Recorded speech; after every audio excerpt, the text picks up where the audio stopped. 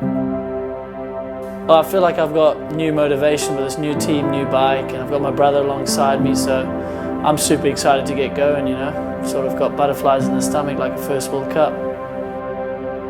No matter which bike, racing is my blood and I will push as hard as I can. Looking forward to this season and really keen to see what's out there for me and what adventures there are and the new places I'm going to go. So bring it on. Traveling the world and ride my bike is just unreal. It's like a dream come true for me.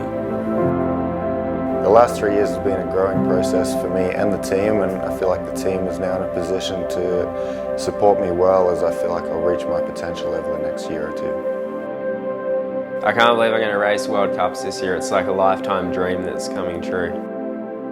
Back in the comp season this year, been on a couple trips over winter and feel like I've refound my love for riding again, so yeah, I'm pumped.